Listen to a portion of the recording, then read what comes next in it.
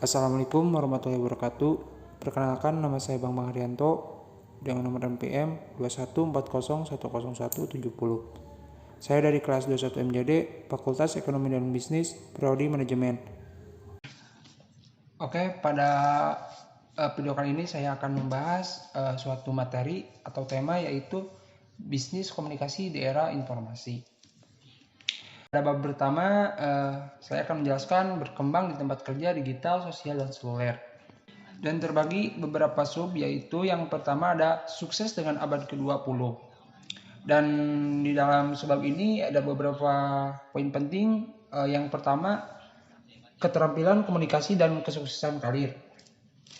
Yang dimana maksudnya keterampilan komunikasi yang unggul akan membuat Anda berharga di tempat kerja di masa depan, terlepas dari iklim ekonomi. Dan yang selanjutnya, mengapa komunikasi dan keterampilan sosial penting.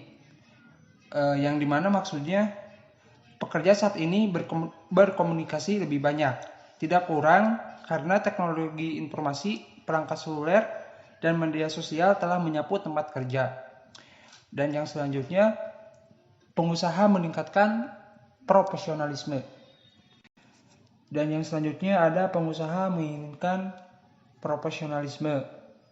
Maksudnya yaitu selain pengetahuan teknis, majikan masa depan Anda akan mengharapkan Anda untuk menunjukkan profesionalisme dan memiliki apa yang disebut soft skill, people skill, atau emotional intelligence. Namun, keterampilan sosial yang kuat ini sama sekali tidak lunak atau lebih rendah.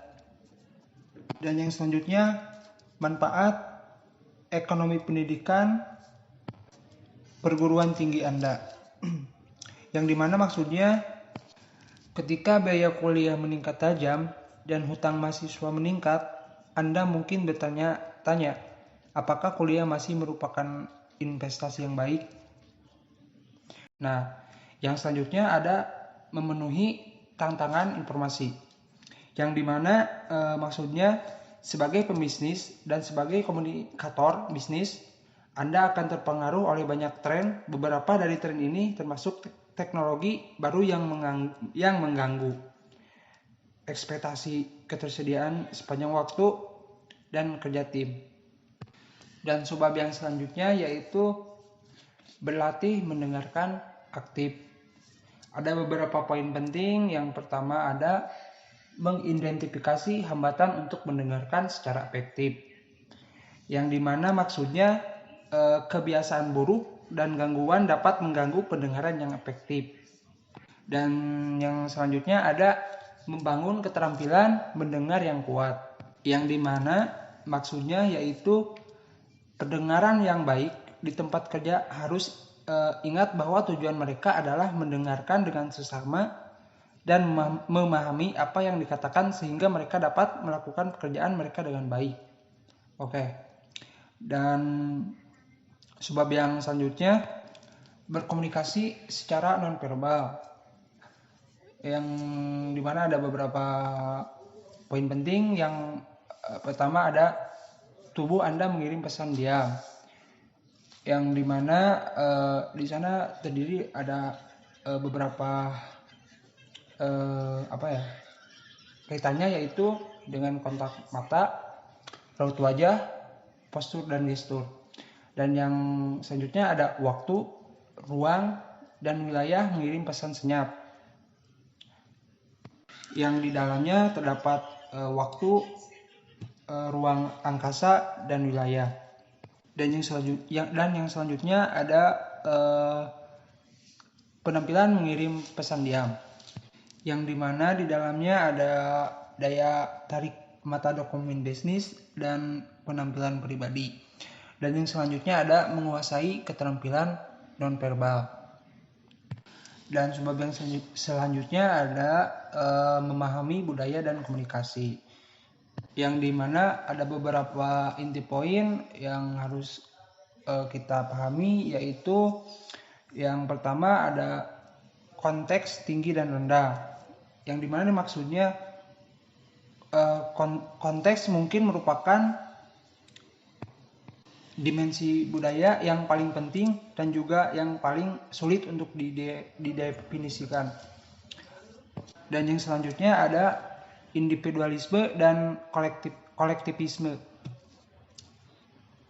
yang dimana maksudnya sikap kemandirian dan kebebasan dari kontrol menjadi ciri individualisme.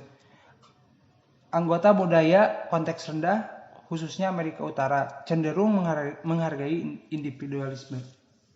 Dan yang selanjutnya ada orientasi waktu, yang dimana maksudnya persepsi waktu dan penggunaannya dipelajari secara budaya.